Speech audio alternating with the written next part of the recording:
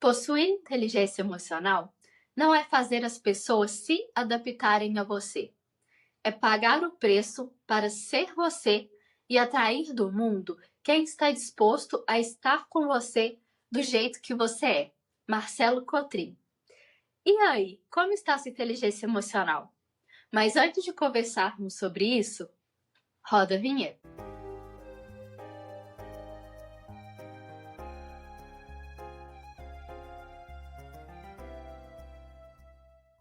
Fala, Elvio. Será que é isso mesmo? Fala, Fran. Eu acho que é o seguinte, mas a gente tem que ter cautela hoje, né? A gente tem que ter cautela nesse episódio para que a gente não caia na armadilha daquela inteligência emocional que foi trabalhada pelo mundo corporativo, dos coaches, né? Então a gente tem que ter um pouco de cuidado, mas vamos lá. Sim, concordo. Mas primeiramente, eu vou trazer aqui uma questão mais de conceito para que a gente possa entender um pouco melhor essa questão da inteligência emocional, né? Então, vamos dizer assim, vai ser uma mini aula que a gente vai dar aqui sobre o assunto antes da gente adentrar para a psicanálise, que é o que importa dentro aqui da nossa proposta de podcast. Então, primeiramente, a inteligência emocional, ela vai surgir através da contribuição de diversos pesquisadores entre a década de 80 e a década de 90. Mas o nome, né, inteligência emocional, ele vai ser atribuído a Wayne Payne no ano de 1985. Esse termo, ele ficou mais enraizado, né? Ficou mais conhecido a partir do livro de mesmo nome do autor Daniel Goleman. Então, assim, com o tempo, né? Quanto mais essas pessoas iam estudando, pesquisando, esses profissionais iam pesquisando a respeito do tema, mais ele ia ficando em voga, tal como você disse, dentro de mundo corporativo, questões motivacionais, né? Tanto da vida como um todo, quanto em questões específicas do trabalho, por exemplo, que eu acho que é o que é um exemplo que mais está perto de nós, vamos dizer assim, quando a gente pensa em inteligência emocional.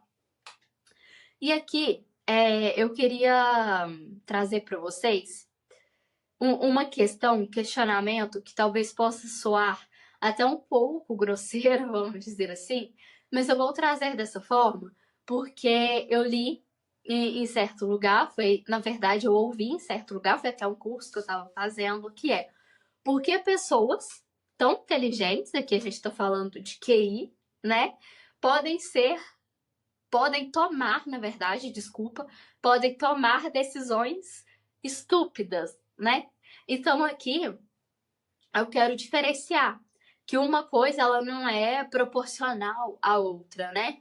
Existe aí uma teoria da inteligência que a gente não vai adentrar, que são múltiplas inteligências, e a inteligência emocional faz parte de um tipo de inteligência que é diferente, por exemplo, de uma inteligência mais lógica, vamos dizer assim. E aqui eu quero trazer até um exemplo, porque hoje o meu namorado estava vendo um recorte da série Young Sheldon, no qual quem já assistiu sabe que o Sheldon, que é proveniente, né, da série The Big Bang Theory, é uma personagem fictícia muito, muito, muito inteligente, mesmo fora da curva. Na série ele ganha até o prêmio Nobel de Física, né? Ele é físico teórico. E ele tem uma inteligência lógica, matemática, extremamente alta, né? Ele é muito, muito inteligente. Entretanto, ele já não tem essa inteligência emocional tão aguçada. E a sua irmã, que é a Missy, ela já apresenta essa inteligência emocional aguçada. E olha só que interessante, Elvio. Os dois são irmãos gêmeos. Então, mesmo sendo irmãos gêmeos convivendo dentro de um mesmo ambiente, com vários fatores aí convergindo, um tem uma inteligência, vamos dizer, um QI exacerbado, e a outra tem mais facilidade com essa questão da inteligência emocional. Portanto, que em um teste, quando eles olharam algumas imagens, ele foi totalmente racional e ela descreveu tudo com muita propriedade de descrição de emoções, de sentimentos, que aqueles personagens que estavam ali descritos no papel poderiam estar sentindo, né? Enfim, e dentro disso tudo, depois de ter feito essa diferenciação, eu gostaria de ponderar aqui, pedir para que vocês prestassem atenção em uma palavra que a gente vai falar no nosso podcast bastante, que é gerenciar as emoções. Então, eu não vou falar por que ainda, que é para prestar atenção nessa palavra, porque eu acho que tudo vai vir através de um construto, né, Elvio? A gente vai trazendo teorias para a gente entendendo o que seria essa questão de um gerenciamento de emoções. Então, para que a gente compreenda mais e que agora a gente saia dessa mini aula, que a gente saia muito dessa teoria, vamos dizer assim, eu quero perguntar para você, para dar esse pontapé inicial, como que a psicanálise vê essa inteligência emocional? Fran, eu vou fazer um caminho até chegar nisso, né? Eu vou começar pelo que foi dito pelos criadores, vamos dizer assim, do termo inteligência emocional, até a gente chegar nessa relação com a psicanálise. Veja bem, quando se contextualizou esse conceito de inteligência emocional, esse conceito foi baseado em 4 fatores. Claro que isso já evoluiu, já tem outras visões, etc., mas eu vou pegar aqui, vou ser conservador, né? Eu vou pegar esses 4 fatores e vou trazer para a gente ver. E todos eles estão ligados às emoções, lógico, né? Se a gente está falando de inteligência emocional. Veja bem, primeiro fator, perceber as nossas emoções. Quando a gente está falando aqui em perceber as nossas emoções, a gente está falando o seguinte: eu preciso, de fato, ter essa percepção, mas eu preciso trazer essa percepção e preciso entender essas emoções. Eu acho que não é só perceber. O fator fala aqui, né? Esse fator que eu tô citando agora, fala na percepção das emoções, mas o entendimento é fundamental. Por quê? Porque se a gente simplesmente percebe, mas não avalia, não entende o que isso está provocando em nós, não vai adiantar muito, né? Então, perceber, mas entender as nossas emoções. E observa, quando a gente está numa conversa, numa relação com uma outra pessoa, não necessariamente isso vai vir através da fala. Isso pode vir através de sinais não verbais, que podem ser a linguagem corporal, pode ser expressões faciais que a pessoa apresente, e a gente precisa estar atento para isso. Então, primeiro ponto, primeiro fator seria esse. O segundo fator seria raciocinar com as emoções. E isso não é tão fácil, né? Veja aí o exemplo que você deu de alguém que tem um QI extremamente elevado e ele não consegue fazer essa conexão entre um raciocínio lógico e as emoções que estão naquele ambiente. Então, raciocinar com as emoções não é alguma coisa tão simples. A gente precisa usar as emoções para promover o pensamento e as nossas atividades cognitivas. A nossa fala, o nosso contato, ele precisa, logicamente, estar nos nossos pensamentos racionais, mas a emoção está sempre presente ali, a gente tem que perceber isso. Quando a gente prioriza emocionalmente o que a gente capturou com as nossas emoções, com certeza a gente vai ter um posicionamento melhor na relação e naquela conversa que a gente está tendo. Eu vou dar um exemplo aqui, né, assim, de como às vezes a gente não raciocina, né, usando o termo do fator, a gente não raciocina com a emoção. Uma coisa que eu escutei muito na minha vida é: eu detesto esse trabalho que eu estou fazendo, mas eu aqui ganho dinheiro e eu vou fazer o que eu gosto quando eu sair daqui. Quanto tempo a gente consegue carregar isso, né? Essa compra da emoção ela precisa ponderar uma série de coisas. Será que não dá para eu conseguir um outro trabalho? Será que eu não consigo estar numa outra situação que eu também me remunere, mas eu não tenho vamos dizer assim, essa aversão àquela atividade que eu estou realizando? Então, eu acho que quando a gente traz a emoção para o nosso pensamento, para as nossas decisões, a coisa consegue ficar muito mais dentro das nossas expectativas, tanto racionais quanto emocionais, né? Uhum. Compreender as nossas emoções é o terceiro fator. Essa compreensão, ela vai mostrar para a gente qual é a causa daquilo que a gente está sentindo, daquilo que a gente está passando naquele momento. O que isso significa, né? E eu acho que aqui é uma coisa importante, porque quando a gente está numa situação dessa que a gente consegue identificar a causa, o significado daquilo que a gente está passando, eu consigo não só enxergar o que está acontecendo comigo, como eu também posso enxergar o que está acontecendo com o outro. Eu posso ter essa correlação das emoções que estão presentes naquele ambiente e entender um pouco melhor o que está acontecendo. E o último fator seria o gerenciamento das emoções.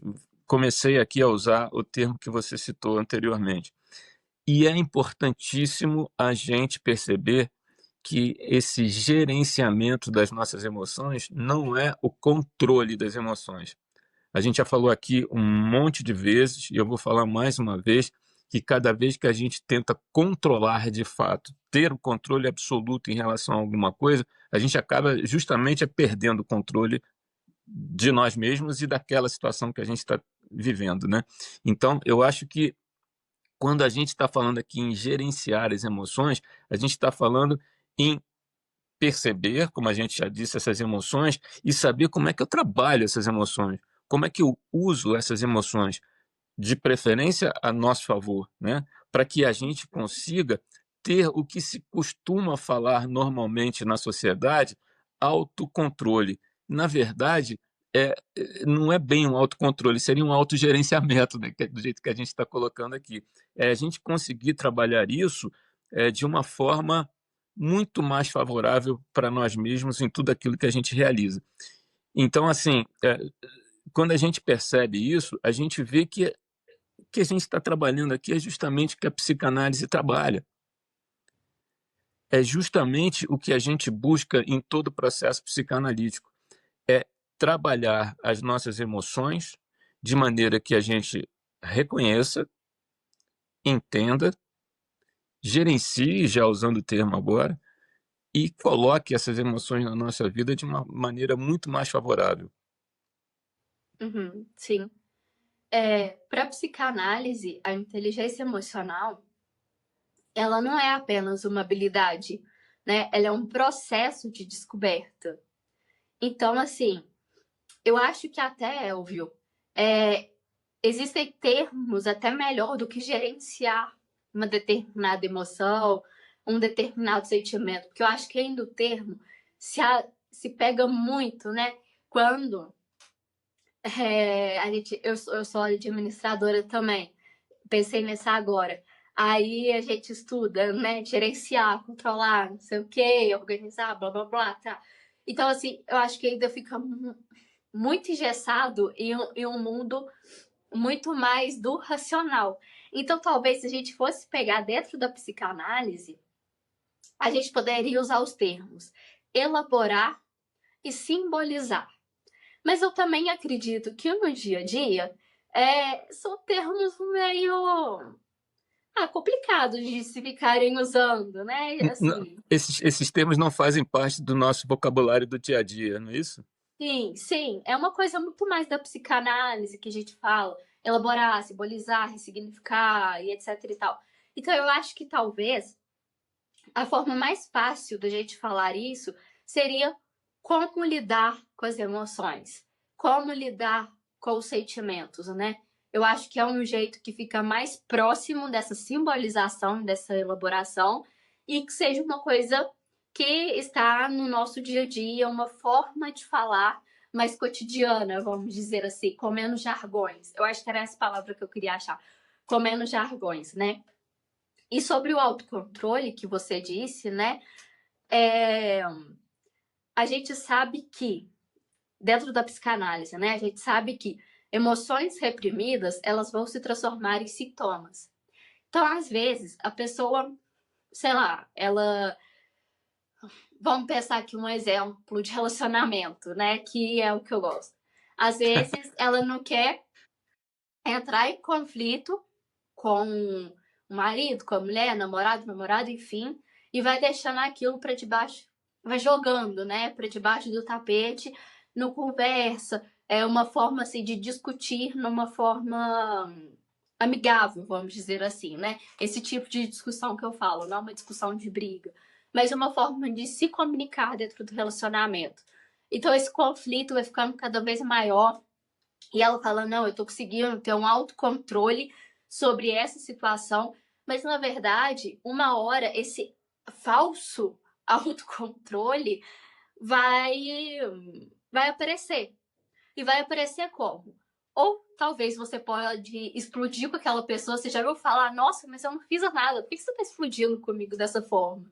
Às vezes é porque tem tanta coisa ali, é tanta poeira já debaixo do tapete, o copo tá quase cheio, um pingo d'água já transborda, né? E a gente faz um estrago danado. Ou senão, a gente pode começar a sentir sintomas como ansiedade, crise de pânico, crise de ansiedade, sintomas físicos, sei lá, uma gastrite, uma úlcera.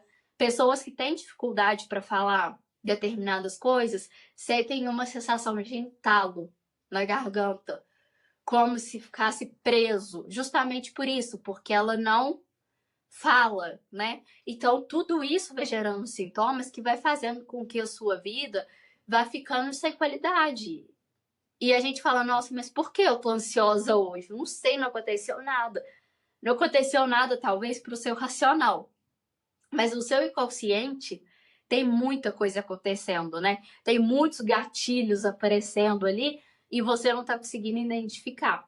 Então, até por isso que o autoconhecimento, novamente, é muito importante dentro dessa Claro. dinâmica. Então, assim, dentro disso tudo que a gente está falando, alguns pontos devem ser levados em consideração para o desenvolvimento da inteligência emocional. E quais pontos seriam esses? Primeiramente, a consciência emocional, que você já deu uma pincelada, é a gente nomear e identificar o que a gente sente. Então, isso daqui é muito fácil em teoria. É fácil entender isso. Mas na prática, pode ser mais difícil do que você imagina. Às vezes você pensa, mas eu sei quando eu tô com raiva, eu sei quando eu tô frustrada, eu sei quando eu tô feliz, eu sei quando eu tô triste. Só que quando você para refletir, ou até mesmo quando a gente pergunta ao paciente, o que te deixa feliz? O que é felicidade para você? O que te deixa frustrado? O que é a frustração para você? A pessoa não sabe colocar em palavras. Então, muitas vezes a gente não entende. E se a gente não entende, aí já vem o segundo ponto, como que a gente vai fazer para manejar essas questões emocionais? E o que seria, né, esse manejo? É a gente ter as ferramentas para que a gente consiga responder da forma mais adequada a cada questão que vai acontecendo na minha vida. Então, por exemplo, se eu tô com raiva, eu tenho que usar determinada ferramenta. Se eu tô frustrada, eu tenho que usar determinada ferramenta. E às vezes a gente confunde tanto essas emoções que, assim, Elvio, são parecidas também, né? Determinadas emoções surgem questões físicas parecidas e enfim. Então, a gente acaba usando ferramentas que às vezes não são as ferramentas que vão bater ali com o que a gente precisa. E o outro ponto também é a empatia, que é você compreender a dor do outro. É claro, não é sentir a dor do outro. Eu quero que vocês percebam a diferença. Você não sabe a dor do outro, você não sabe como ele se sente, mesmo se ele está passando pela mesma coisa. Cada um sente de uma forma, mas você pode compreender a dor do outro sem levar isso para dentro de si mesmo, né? Sem adoecer por causa da dor daquela pessoa. Então, assim, depois de tudo isso, né, que eu expliquei, que eu falei aqui, depois daquela aulinha lá que eu usei o exemplo do Sheldon e da irmã dele, Vamos supor que o Sheldon te pergunte: tá, eu não tenho uma inteligência emocional muito evoluída. Será que é possível eu desenvolver isso? Ou será que assim, ou eu nasci e pronto, acabou, perdeu as esperanças?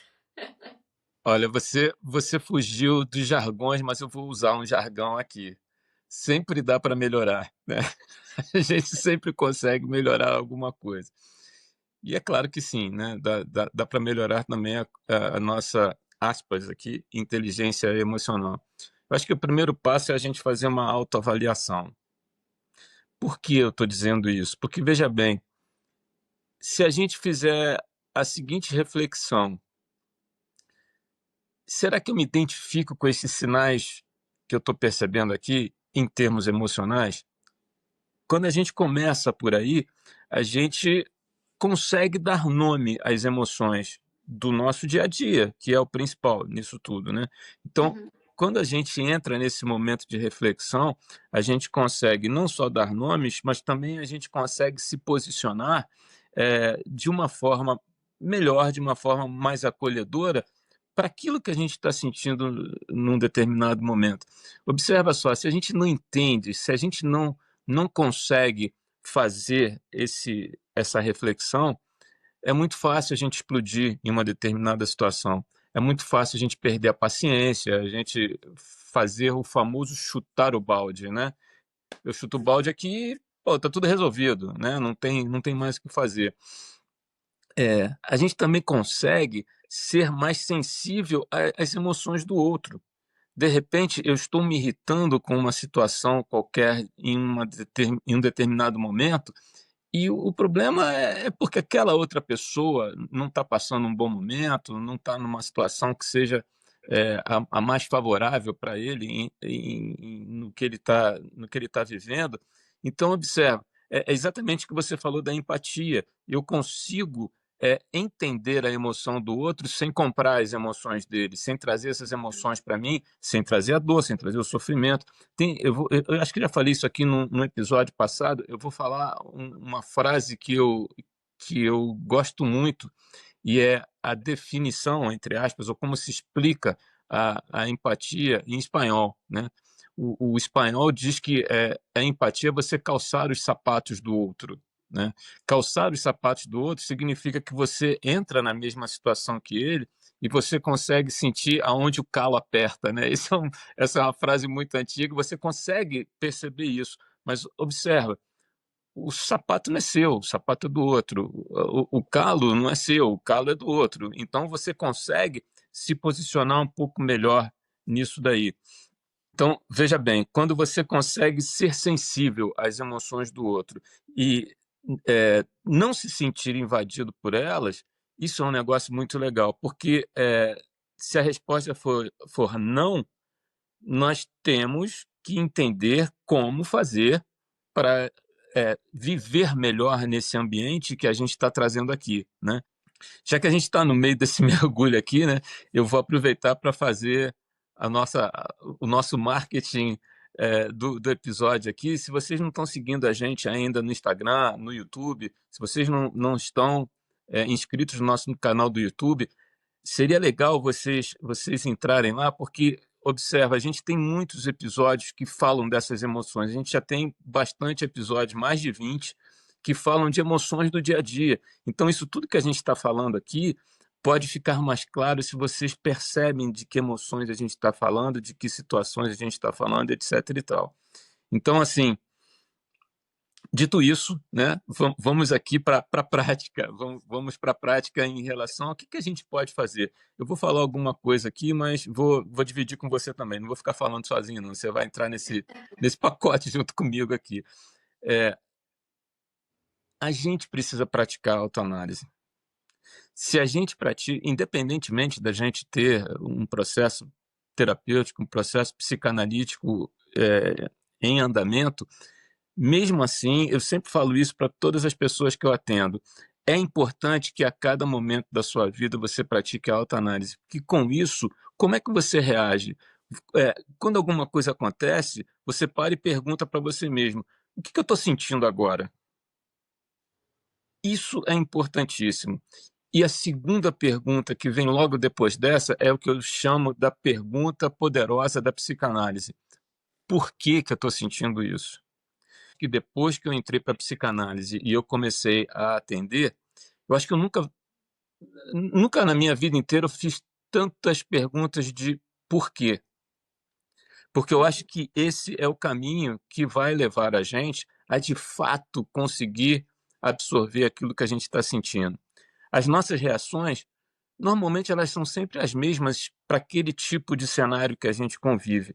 E a gente pode reagir com raiva, pode reagir com tristeza, pode ir além disso e ter as situações de sintomas que você falou, uma crise de ansiedade, uma depressão, enfim, alguma coisa mais grave. Mas observa, a autoanálise é o início de tudo. É a autoanálise e essa pergunta do o que que eu estou sentindo e por que que eu estou sentindo que vai acabar freando isso daí. Uma outra coisa que eu queria trazer é esse exercício da empatia, que a gente já falou aqui bastante, mas assim, eu queria trazer como um ponto principal, porque quando a gente de fato consegue calçar o sapato do outro, quando a gente de fato consegue estar na posição do outro sem assimilar ou sem comprar as emoções dele, a gente retira um peso grande do nosso entendimento emocional para aquela situação que a gente está vivendo. A gente tira muito da carga da gente em relação a isso. Se a gente também consegue refletir de como é que a gente vai trabalhar no nosso dia a dia para tudo aquilo que acontece, observe, é muito comum a gente ficar eufórico com o sucesso de alguma coisa e ficar extremamente triste com o fracasso, quando na realidade o sucesso e o fracasso desses cenários todos que a gente está trazendo aqui são situações que podem acontecer, né? A gente já tem um episódio aqui sobre dilema. Todo dilema tem 50% de chance para os dois lados. E a gente vai fazer uma escolha. A gente pode, claro, ter um sucesso, claro, pode ter um fracasso. Mas como é que eu vivo com isso? Como é que eu vou trabalhar isso daí dentro das minhas emoções do dia a dia? Então, assim, a reação quando a gente está numa situação dessa de sucesso, fracasso, de dar certo ou dar errado, seria: o que que eu posso fazer agora? Como é que eu me comporto agora diante disso? Se for o sucesso, ótimo, mas e se for o fracasso? Como é que eu me comporto? Qual é a melhor forma de eu responder a isso que está acontecendo comigo aqui? Então, observa, o que a gente está trazendo aqui é um encadeamento de situações, de observações que começam pela autoanálise, e a partir da autoanálise a gente vai trabalhando a cada momento da nossa vida as emoções que surgem de acordo com os fatos que nós vivemos. Vou deixar você concluir agora. Sim, Elvio, uma outra questão que eu considero de suma importância é a gente se responsabilizar pelos nossos atos, né? E entender que todo ato tem uma consequência. Então, é igual você falou dos dilemas, né? O que você escolhe vai ter uma consequência. E quando a gente tem essa maturidade de pedir desculpas se a gente fizer alguma coisa errada, se a gente cometeu um equívoco, isso é algo que mostra que a gente tem bastante maturidade emocional, né? Um outro ponto é observar o outro como um espelho, vamos dizer assim, né? Então, o que isso quer dizer?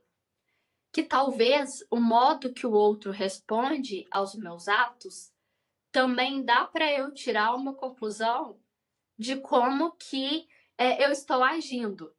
Aqui eu só quero fazer um adendo, porque eu acho que tem que ser uma coisa feita com parcimônia. Em que sentido?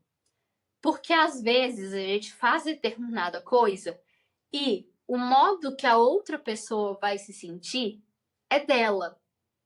Não tem como a gente saber como a pessoa vai se sentir em decorrência dos nossos atos, muitas vezes, né?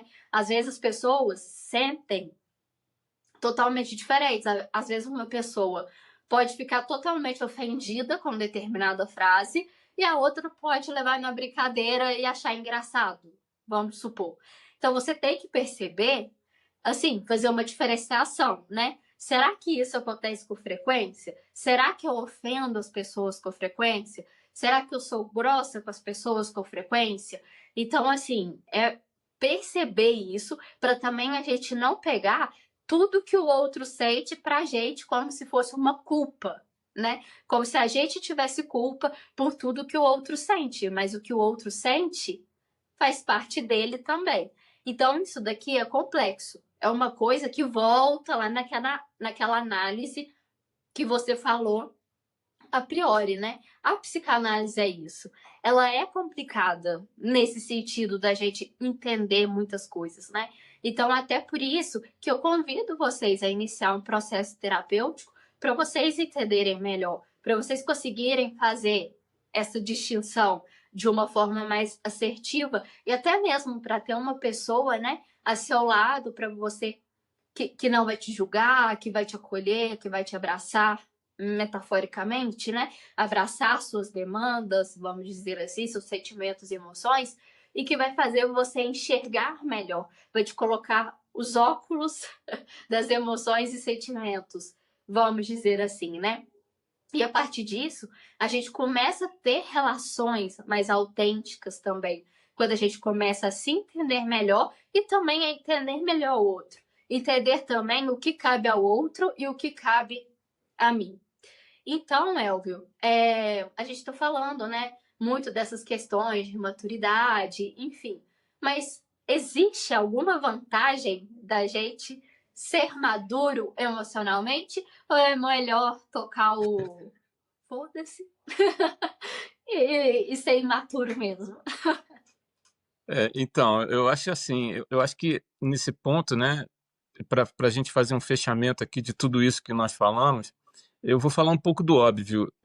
Uma vez eu ouvi uma pessoa dizendo para mim, eu não me lembro exatamente qual foi a situação, mas uma vez alguém chegou para mim e falou assim: mas o que você está falando é óbvio.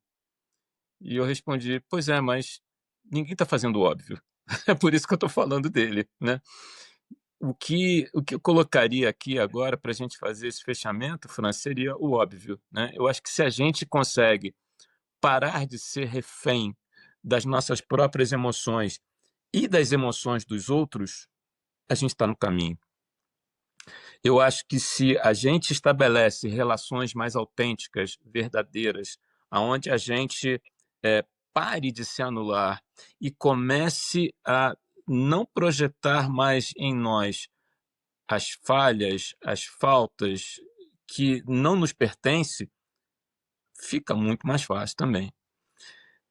Liberdade de escolha, né? Voltamos aqui para a história do dilema. A gente tem a responsabilidade sobre a escolha, mas a gente tem a liberdade de escolher. Então, vamos escolher melhor, vamos fazer essas escolhas de uma maneira mais adequada para aquilo que de fato a gente sente.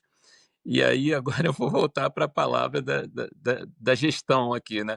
Gerenciar melhor as nossas emoções para que elas não tragam para a gente estresse, ansiedade, depressão, que é alguma coisa que está presente na vida de todo mundo de uma forma simples. Quando a gente perde a gestão disso daí, eu não vou falar de controle aqui, mas quando a gente perde a gestão disso, a gente entra nos sintomas, a gente entra nas situações que vão levar a gente a um processo psicanalítico mais complexo. Sim, Elvio. E eu só quero complementar aqui que ter inteligência emocional não é deixar de sentir, é saber trabalhar com as suas emoções, é saber lidar. Então, talvez a gente também esteja falando de uma certa forma também de algo óbvio, mas eu acho que é importante salientar. Sentir tristeza é necessário, ansiedade, angústia, se em determinada situação é a emoção e o sentimento que é necessário naquele momento, vamos dizer assim. Você tem um estímulo e você tem que responder de acordo. Mas o que você vai fazer com isso? Eu acho que essa é a pergunta importante, né? Então eu deixo É essa isso. pergunta para vocês. Como você está lidando com as suas emoções? Não somente com essas emoções consideradas negativas, mas como você está lidando até com as emoções que, na teoria, né, do senso comum, são positivas, tal como a felicidade, que a gente também tem um episódio aqui no qual a gente fala isso, do medo de ser feliz. Então, a gente está chegando ao fim do nosso episódio. Eu quero agradecer a todo mundo que está assistindo a gente e pedir encarecidamente que vocês curtam e comentem nesse vídeo, porque eu quero, assim, dar um depoimento meu e do Elvio, que esse episódio, a gente teve que ter uma inteligência emocional daquelas. Foram muitos problemas técnicos, problema no... A gente não sabia se era na internet, se era no lugar que a gente estava gravando. O Elvio saiu de casa, foi para outro lugar. A gente gravou basicamente o episódio inteiro e teve que começar tudo de novo. Então, assim, também não foi um processo fácil. A gente também se estressou, né, Elvio? Eu diria que hoje a gente oscilou entre o sucesso e o fracasso várias vezes. Várias, várias e várias. O tempo que a gente gastou para gravar esse episódio, acho que a gente teria gravado uns 3. Na Com boa, assim, certeza, se com tivesse certeza. fluindo. Então, assim, vou pedir aí que vocês também se inscrevam, se não forem inscritos. E eu também tenho uma jornada de autodescoberta. Se caso vocês quiserem, vou deixar aqui na descrição. Se quiser também conversar com o Elvio ou comigo sobre esse processo terapêutico, também vou deixar meu WhatsApp na descrição. Só mandar uma mensagem, tá bom? Então tá, pessoal. Terça-feira a gente tem mais um episódio às 19 horas. Até lá. Tchau! Tchau, pessoal.